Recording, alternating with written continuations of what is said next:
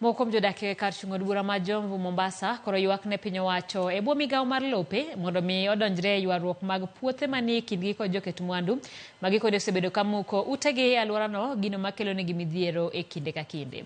Kane gilose gweng' ma Mwaeba, jodago kotelnegi kod Wilson Nyamai okoni achiel kuom joket mwandu ne omonjogi kar saa 10 motieno kendo muko utegi magi koni gisedakie thuolo mar higni 5 maonge notis moro amora.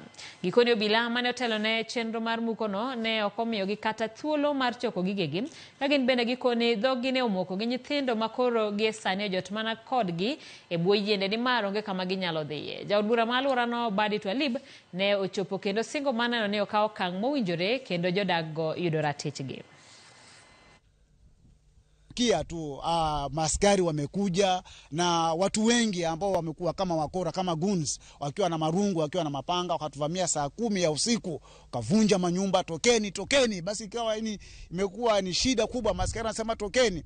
Sasa tutoke tuende wapi na hatukuwa tumepata hata kama ni hamasa, hatujapata awareness yoyote, hakuna mkutano tumewekewa pengine na mzee wa mtaa, hakuna mkutano tumewekewa pengine na area chief, hakuna mkutano tumewekewa pengine na DO, vitu vikavunjwa, ma TV, kila kitu paka chakula kikafinikwa. Kulingana na Rigathi Gachagua ambaye ni naibu wa rais, alituambia wazi, akasema hata kama court order imetolewa, kuna procedure ya kufuata kama hujafanya ubomoaji. Lazima court order ile ipelekwe Nairobi, iangaliwe, Ministry of Internal Security wakuje ground, waangalie kwanza wakina nani wanabomolewa na ni nini kiko pale.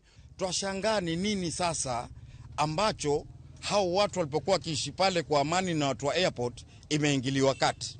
Na fikra ambayo unasema mimi ni kwa kuwa watu wameona pale mahali ni pa thamani, ndio sasa wataka kuwaondoa hawa watu kuona ni wanyonge ili wao wapate kujifaidisha kibinafsi. Kama mbunge nasema jambo kama hilo sitalikubali, na nitapambana mpaka dakika ya mwisho kuona kwa tumetetea watu wetu. Kitu kimoja ambacho nataka kupiana warning kabisa hapa, watu wa Jomvu ni Wakenya kama Wakenya wengine wote wale, kwa hivyo wasichukuliwe kama wanyama. Kwa mtu akija hapa atakuja na court order ambayo haieleweki, apate kuja kuwasongeza watu kwa mambo yake ya manufaa ya kibinafsi. Forceful eviction, hii government ilikataa.